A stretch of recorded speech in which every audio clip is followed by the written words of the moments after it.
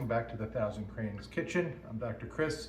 We just spent a whole lot of time talking about the tomatoes and the value of lycopene and how strong of an antioxidant it is. So I thought it'd be a nice idea to put together a very simple sauce that we can use for not just pasta. You can use it with vegetables. It's great with zucchini. You can use it with cauliflower. So there's a lot of other ways, obviously, that you can use this sauce, but you can use it with fish, you can use it with meats. But I thought I would just kind of go through this. Again, lycopene, just to reiterate, it is the strongest antioxidant that we can take or eat to protect us from prostate cancer. It's really, really important, and it's something we should be eating almost every single day. If you're not eating cooked tomatoes, eat some fresh tomatoes.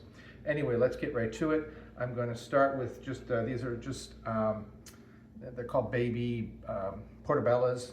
I'm going to put a few of these in here. And the thing with mushrooms is that mushrooms can boost your immune system, and they've been shown to actually have the potential to decrease your blood pressure. And how is that? Because mushrooms have that taste called umami, and it provides like a meatiness, and it also provides enough flavor that you may not use as much salt. So positive effect on your blood pressure as well as on your weight, because if you replace, say, half the meat in your dish with mushrooms, that can decrease your calorie intake. And it also has been shown, mushrooms have been shown to reduce the amount of plaque that accumulates in your blood vessels. So if you don't like mushrooms, don't put mushrooms in there. You have other options here too. If you want a little more northern Italian flair, you can use carrots and nutmeg. I have parsley behind me. I'm not going to end up using it, but by all means, parsley, I will be putting basil in there. Let's just get to it. The thing with mushrooms is that, as you know, they have a lot of water in them, so you have to keep that in mind. And the other thing is that you don't need to cut them up too small, because they do actually get smaller when you're cooking them, and they get significantly smaller when you're cooking them. So I like to keep my mushrooms a little bigger size.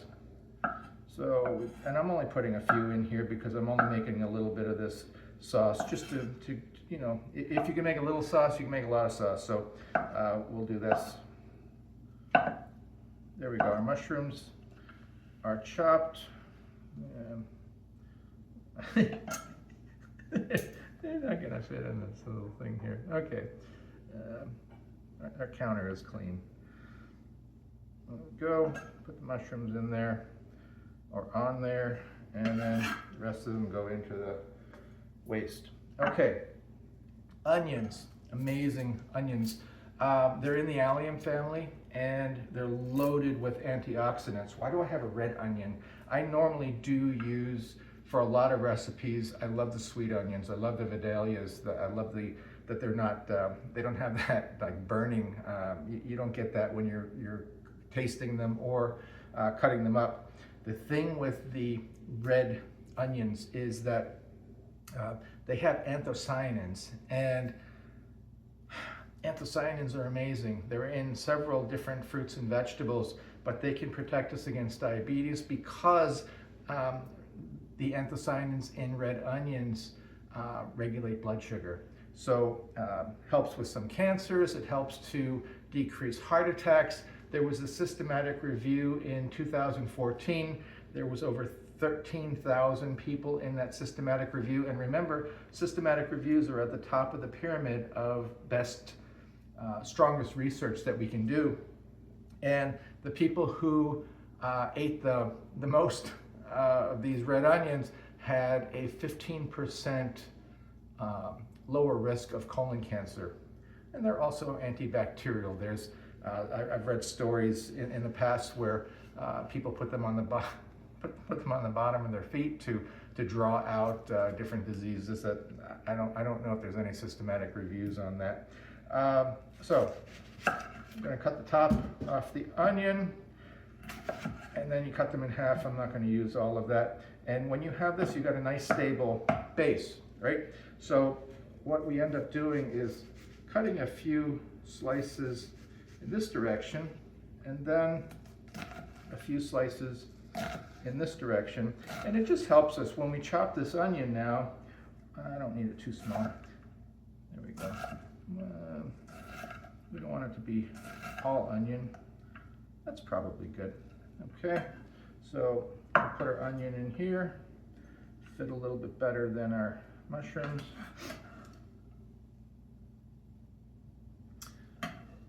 Okay. Get rid of that. And then finally we have some garlic. And typically in Italian cooking, we don't chop up garlic into really fine pieces. We usually leave it a little bit bigger so that if people don't want to eat the garlic, they can, they can pick it out. If you dice it up really small, then you can't take it out of your food. So we're going to leave it pretty good size here. Okay, that's good. Okay, and now we have our garlic. And so as far as our tomatoes, I like to use tomatoes. I mean, San Marzano is kind of like the gold standard of tomatoes, but there are brands that say San Marzano and they're not San Marzano. But I like this brand just because it's tomatoes packed in puree rather than in water, and it makes a difference in the consistency of your sauce. The other thing is that I like to use whole tomatoes versus crushed or diced, or I guess that's the other ones, crushed and diced. You may prefer crushed and diced. I like my sauce to be a little more rustic, so I will actually I'll do it right now. Have a bowl. Got to be careful with this because it can get a little bit messy. And yes, they always include a basil leaf in this brand. So we have these very nice San Marzano plum tomatoes. And the thing is, if you just squash them with your hand, they're gonna go all over the place. So I usually poke a hole in it and then squash it.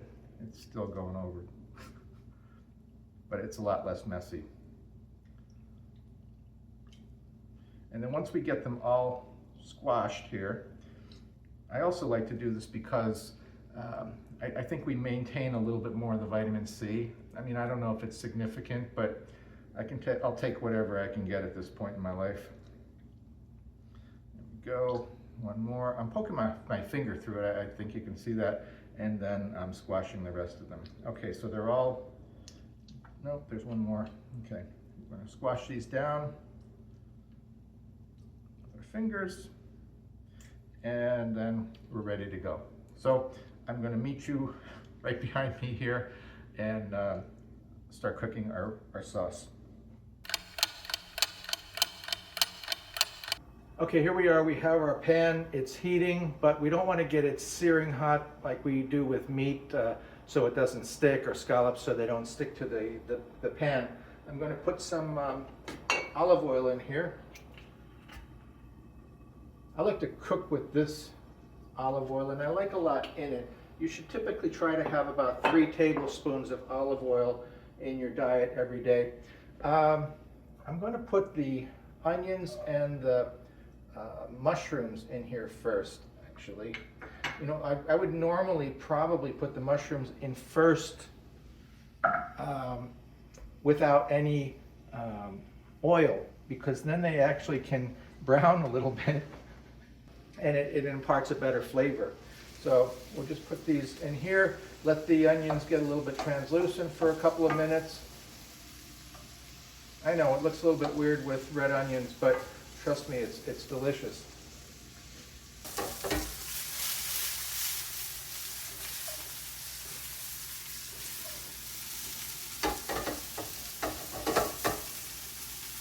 You want to cook this down before we put the tomatoes in, because the tomatoes are the room temperature, so it's going to cool the whole thing down and it's going to have to heat back up again.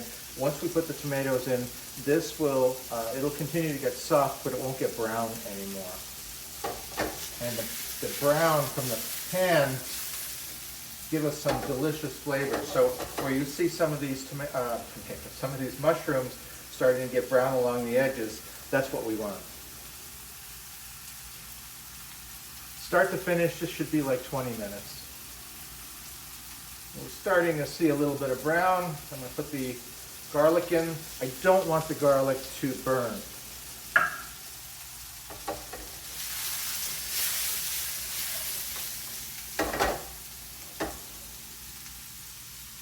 going to turn this down a little bit because it is quite warm.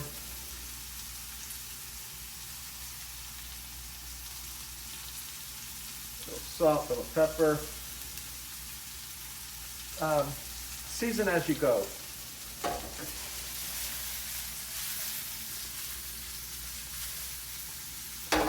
You see how small these mushrooms are getting? Well, that was my point before. I'm just trying to cook the garlic down a little bit. It smells amazing already. I think we're good to go. Okay, now we're going to put the tomato puree in here.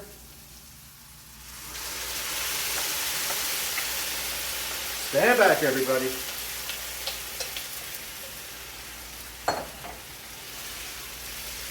Just before we put the tomatoes in, that would have been the time to deglaze with the red wine. So I'm going to go back up on the temperature here.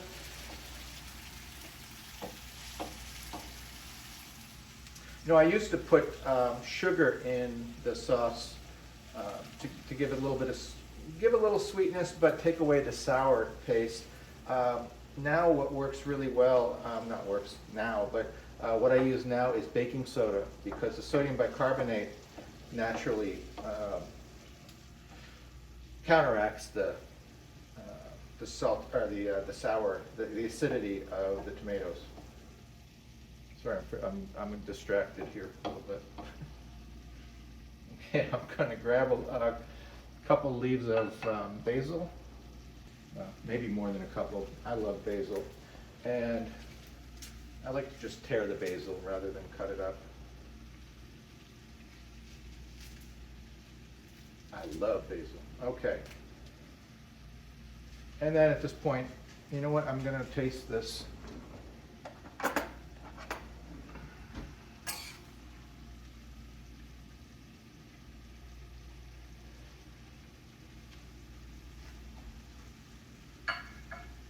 Definitely need salt.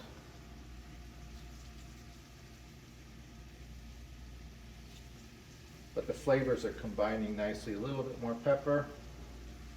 You don't have to use pepper. Or you can use cayenne pepper or red pepper flakes. Actually, red pepper flakes would give it a nice, almost like a Fra Diavolo kind of feel in your mouth. Let's get this basil incorporated into the sauce. Look how nice this is. So at this point, again, you could have used some carrots and maybe some nutmeg, and if you've had Northern Italian dishes, you know that that's part of their flavor profile sometimes. And then if you don't like the mushrooms, don't use the mushrooms. If you don't like the onions, don't use the onions. You can really get by with just a very, very simple sauce. If the basil is too much for you, don't use that. Use parsley instead. What's really good too is thyme and obviously oregano. I haven't put any oregano in here, but what we're making is not Grandma's Sunday gravy, as they say here in Jersey, and I'm in New Jersey right now. Yeah, we're not making Grandma's Sunday gravy. We're making a very fresh, light tomato sauce, and what's happening right now with these tomatoes, if you can remember, or maybe maybe you didn't watch the last episode, after 30 minutes of cooking, but the tomatoes have been cooked before, after 30 minutes of cooking, the amount of lycopene in the tomatoes that's bioavailable even more because I used olive oil, 160%, 164% more lycopene after it's cooked than before. So here's a real easy sauce. It looks delicious, it tastes delicious, I'll tell you that. You can do a lot of different things with this, and you can add or subtract whatever you want. If you use zucchini in here, which you could very well do, turn this off. Just remember to take the seeds out of the zucchini because there's lots of water in those seeds. So if you don't remove the seeds, you're going to end up with a really, really watery sauce. So that's our episode for today. A beautiful lycopene enriched tomato sauce with all sorts of extra nutrients from the onions, red onions, and the mushrooms. Have a great day and be a blessing in someone's life. Thanks.